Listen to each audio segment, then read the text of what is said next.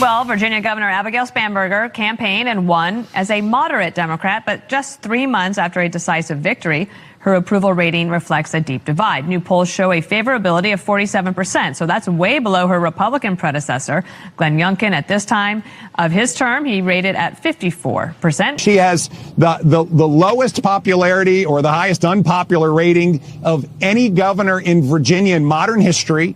And she quite possibly is the most unpopular governor in America right now. Favorable. And then your predecessor, Glenn, was making a podcast run earlier this week to taking a couple jabs at you. I guess overall, on your numbers, what do you attribute that to? And then what would you say back to Glenn?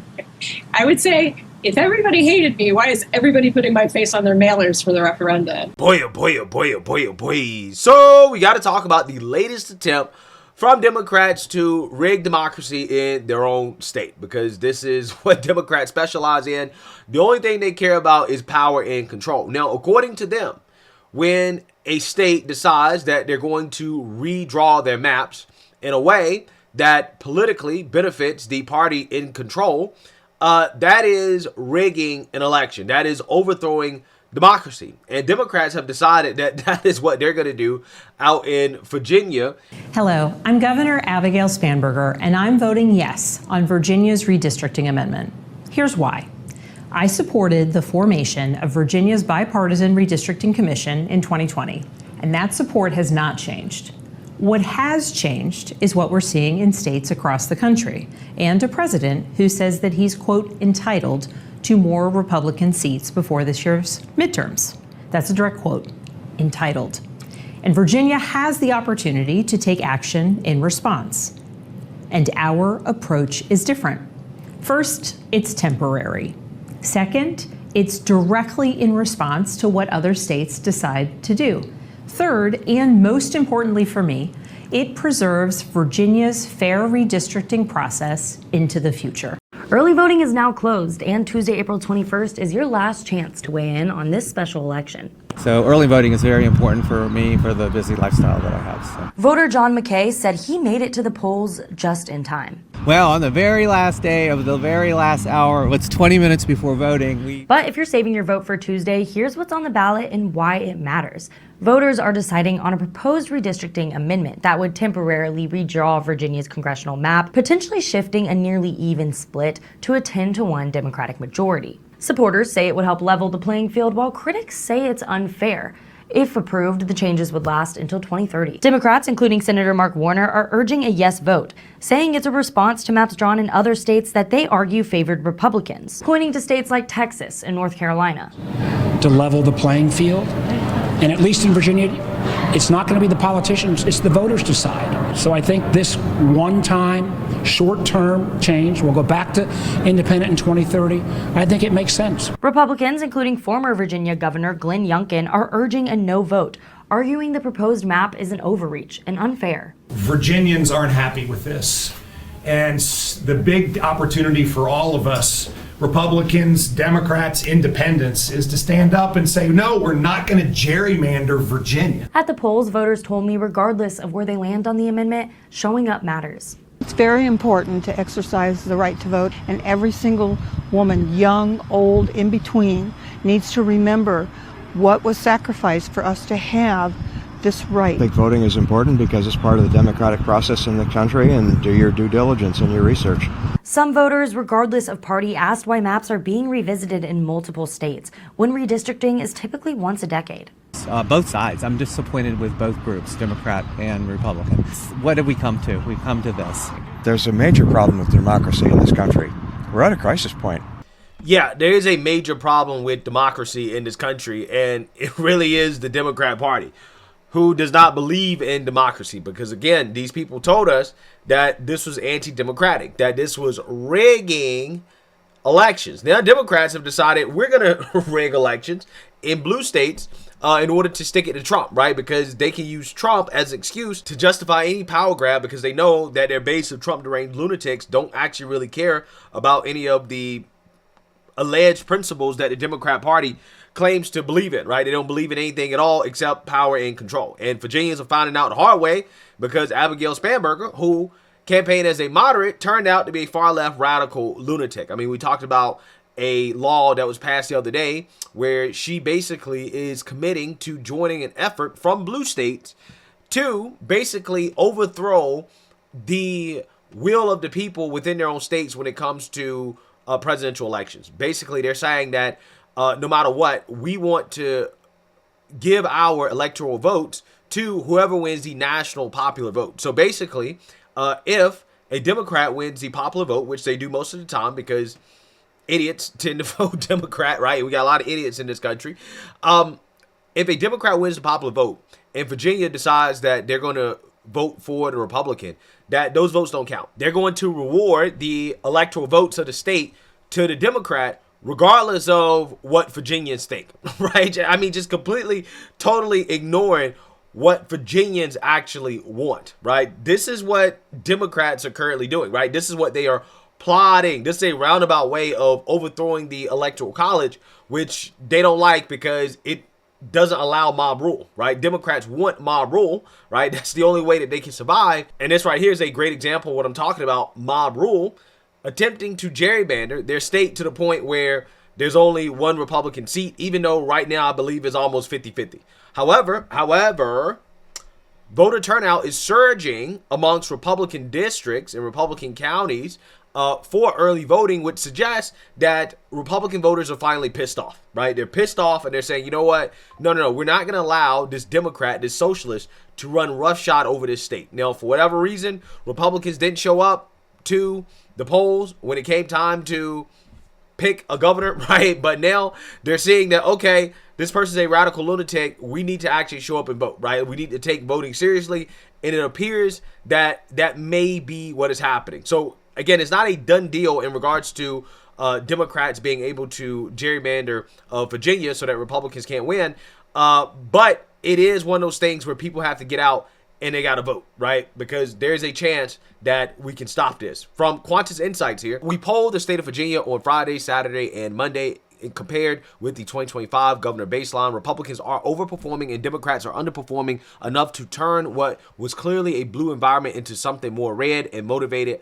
Our poll drops tomorrow. Yeah. So again, this was the poll that they released, which gives a slight edge, a very slight edge to Democrats. You have 51.2% approve, 46.9% reject. This is close, right? This is a tight race. Basically what it means is that this is within the margin of error. We can actually win this, right? We can make sure that this doesn't pass. We can stop this power grab if people get out and vote, okay? Virginia, early voting looks redder on geography than on margin. Red districts are ahead by 52,664 raw ballots, but big blue margins in CD8, CD11, CD4, and CD3 more than compensate on recent House behavior that point to an EV top line around D+1 to D+4. This isn't gospel. It's only a projection when we filter EV through district behavior. Yeah, so again, what this means is that yes, we have more Republicans who are voting, but there needs to be more, right? It's not enough. On election day, people have to turn out and vote in order to stop this from happening. So with that being said, Democrats are being confronted on their hypocrisy when it comes to overthrowing democracy within blue states in order to stick it to Trump. So without further ado, let's go ahead and get into this. We're joined now by Eric Holder, who served as Attorney General under former President Obama. Good to have you here. Good to be here. So you've been working on redistricting. You're chairman of the National Democratic Redistricting Committee. Voters out in Virginia are set to make this decision about redrawing districts in a way that would advantage Democrats. As I understand it, it's not just you, it's former President Obama, it's the governor of Virginia, all pushing for this, saying that this gerrymandering will restore fairness. But how is drawing a map along partisan lines, how is that not just stacking the deck? How is that about fairness? We have to look at this in its totality. This is really a national fight. It's not a fight only about Virginia. And when the president told Governor Abbott in Texas, I needed 5 additional seats in the House of Representatives, there had to be a response to that. And the governor in California decided, all right, we'll ask the people of California, do you want to respond to what has happened in Texas? We're asking the people of Virginia, do you want to respond to what's happened not only in Texas, but in Missouri as well, and in North Carolina as well? And what we're trying to do is come up with a system whereby the people actually decide what's the composition of the House of Representatives so that it can be an effective check on this president. So what Virginia is doing, what California did, is only in response to that which Republicans started in Texas. But in Virginia, there already was a bipartisan commission that was set up to do these things. I mean, that sounds fair, bipartisan commission. So by holding this referendum and changing the maps, I know you said that this is just a temporary measure. How do you guarantee that this is temporary and that this doesn't keep happening? Right. Well, it's not temporary. Let's be honest. Right. Nothing a Democrat does is ever temporary. OK, first and foremost. Second of all, it is a power grab. They're trying to use Trump as an excuse. They're trying to use Texas as an excuse. But let's be honest. Democrats have already gerrymandered a lot of their deep blue states. New York, California, Illinois. Right. I mean, they've already juiced out a lot of the gerrymandering that they can do. Virginia is one of the last few states where they can actually, pick up a significant amount of seats. But notice how nonsensical this Democrat sounds. Once again, when trying to justify a policy that appears to be hypocritical on its face, right? Like this reporter asked this guy straight up, hey, how can you ensure election fairness by stacking the deck? Because that's what it looks like. It looks like you're rigging elections, you're rigging the seats, you're gerrymandering your state in order to ensure fairness. That's not fair, right? That's not exactly a fair thing to do. It's similar to Democrats shutting down the government, but then turn around and claiming that they're not actually shutting down the government, right? I mean, they just gaslight. And that is the Democrat Party at this point, right?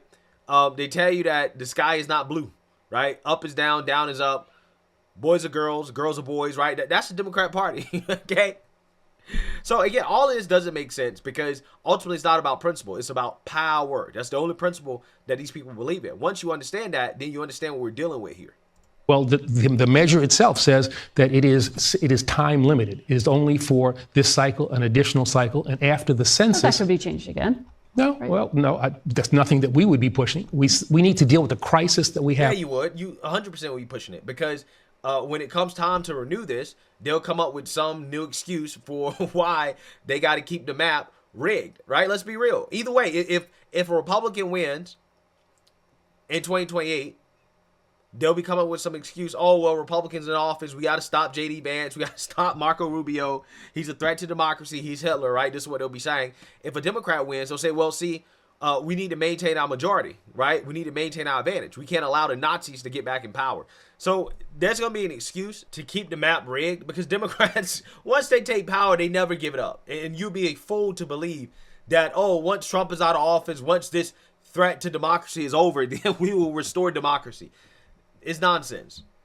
Right now, come up with a way in which we deal with that crisis and then get back to the redistricting commissions in California and in Virginia. And one thing that I think is really important to understand is that the people have the ability to make this decision in Virginia as they did in California, as opposed to it being imposed upon them in Texas and in Missouri and in North Carolina, which proved to be wildly unpopular. But Republican politicians ignored the will of the people in those states and put in place these mechanisms. But if we put this another way, I mean, look at all the headwinds the president's party is facing right now. We've been talking about the war and the energy costs that go along with it. Historically, the president's party doesn't usually do well in the midterm races. So why do Democrats need to do this? I mean, it sounds like it's acknowledging that the Democratic Party can't win on its own, that it has to go through these measures. The Democrats can certainly win if it's a fair fight. And the question I have... It wasn't going to be a fair fight in Virginia? No, it wasn't going to be a fair fight nationally if you try to steal seats in Texas, in North Carolina, and in Missouri. And so the question I have for people... Notice how none of this is about Virginia voters, right? None of this is about them. It's all about fighting Trump. It's all about making Virginia voters capitulate to the national fight that Democrats have waged against Trump, right? That is what this is all about. Let's be honest. These people don't give a damn about Virginia voters. They don't. They're showing you. Virginians voted for a moderate. They got a far left progressive. That's what they got. And then they got the same people they voted into office. They'll say, hey, we're going to take away your voice, right? We're going to take away your vote. We're going to dilute your vote. This is what they're saying. This is what they're doing. But see, here's the thing, though. this could end up backfiring. The way that the gerrymandering works is that they end up thinning out deep blue districts and trying to move some of those voters over to red districts in order to flip those districts blue, right? That's what they do. However, the problem is when you start thinning out a district, right, or moving swing voters over to more red districts or whatever, just because they're voting blue now, what happens is that they can actually flip back, right? They can flip back to voting red, and ultimately that can backfire because it can make it more difficult to win in the gerrymandered districts, and it can make the deep blue districts less deep blue, right? So that's really how this can backfire. We don't know, but what we're seeing here from the voter turnout of Republicans deciding that, hey, we're going to actually get out and vote, is that they're pissed off because they got what Virginia voted for, and they're like, hell no, we don't want this. So, unfortunately, anger is what motivates people to vote more so than, success, right? Because I personally feel like people should have went out and voted just based off what the Trump administration has done thus far, right? And the fact that, again, we all know what it's like under Democrats. I think that should have been enough to motivate people, but that's just not how politics works, right? People motivated by somebody being in power that they don't like, okay? And that is what is keeping the Democrats alive right now, which goes back to her question of, well, why are you doing this? Because it seems as if you can't just win in a fair fight. They can't win in a fair fight. Correct. Democrats can't win in a fair fight, and they're trying to take advantage of the fact that there are a lot of people in this country right now, a lot of people on the left, a lot of independents as well too, that just don't like Trump. They hate Trump, and they're motivated to vote because of their hatred for Trump, not because they like Democrats. And that's why, again, this can backfire when those people go back to hating Democrats, right? More than they hate Republicans or more than they hate Trump. We're going to see what happens. But clearly this guy does not have any good explanation for why is it that Democrats are doing this outside of, well, we got to stick it to Trump. We're critical of that which we're doing. So what were we supposed to do? Nothing? Just allow them to try to stack the deck, to try to steal seats? And all we're trying to do is meet them and try to make the system as fair as it possibly can be. And that's all that this is about. And it's temporary, and it is also something that the citizens have the ability to say yes or no to. Well, I don't have to explain to you the negative parts of gerrymandering because you have talked about it for years and years. I mean, we looked back at some of your quotes. You said it puts in place governments that don't reflect the policy desires of the American people. In 2019, you said it leads to gridlock. It leads to lack of compromise because it caters to the extremes of the party. You said, I don't stand for gerrymandering for Democrats. So practically speaking, aren't you endorsing all these things now? I mean, how does the situation get better? How do people lead to compromise now? Well, we have to deal with this crisis that is in front of us and that the Republicans put before the nation. Once we get past this crisis, we can get back to that which I've been fighting for since 2017, which is fairness.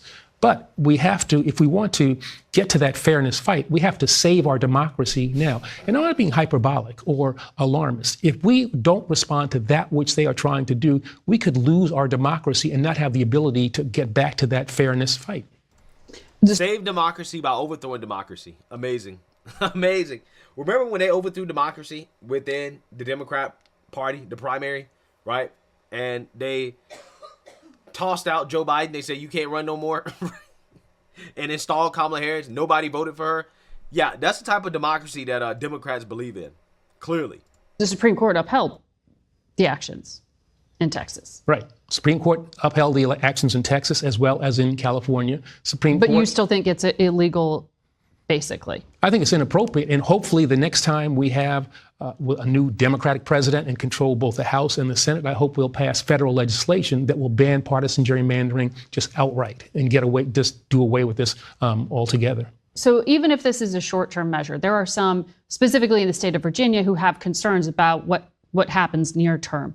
There was an op-ed written by Philip Thompson. I'm not sure if you saw it. He's the executive director of the National Black Nonpartisan Redistricting Organization. And he said that specific to Virginia, the redrawn map fails to consolidate Black political influence despite the fact that Black voters form a critical component of the Democratic leadership and voting bloc in Virginia. And he raises this question, what's in this for us? If you need to get people out there excited and voting, how do you respond to something like that? That's simply untrue. That is simply untrue. And what I would ask whoever that gentleman is, Do you think that another 2 years of unchecked Trump power is in the best interests of African Americans in this nation? No. The answer to that is clearly no. And so we have to look at this not, again, only on a Virginia scale, but what is going on nationally. And the impact of having a positive vote in Virginia will be to put in place, help put in place a check on which the Trump administration has been doing. Mr. Holder, thank you so much for your... Okay. The agenda of the Democrat Party at the national level is more important than what Virginia voters actually want. Because what that guy was getting at was that, well, see, if you gerrymander the state, that's going to dilute these black districts, right? Because this is what I was telling you. They put voters from deep blue areas, aka black areas, right? They're going to have to put them in places that are more red leaning, right? In order to try to flip the district more Democrat. That's how it works, right? So that would end up, again, diluting some of the population, right, of black voters within a district. And you have some people who have a problem with that, right? They're saying, no, this is not right. You're diluting our power, our influence. And clearly that's something that Democrats are going to have to deal with because they're in bed with those people. Regardless, the point is that there's no principle here. That is shown in this interview, right? That this guy thinks that gerrymandering should be banned altogether. But it's totally fine when Democrats do it because they'll make an excuse to do anything to stick it to Trump. And I'm personally hoping that this backfires. I'm personally hoping that Virginia voters reject this attempt from Democrats to rig their elections in that state even more than it's already rigged. And hopefully this is a wake-up call to Republican voters that you got to vote, right? You can't just sit out an election because you're happy that Trump won or that you feel like, Trump has not done enough or whatever. You can't sit it out because what you're going to get with Democrats is stuff like this. It's going to be 10 times worse, and that's exactly what the voters in Virginia are experiencing right now, which is why all of a sudden they want to get out and vote. However, we're going to see what happens and whether or not they ultimately choose to allow the Democrats to rig democracy, to overthrow elections within Virginia. But let me know what you guys think. Make sure you like, comment, and subscribe. Most importantly, share a Black conservative perspective. Peace.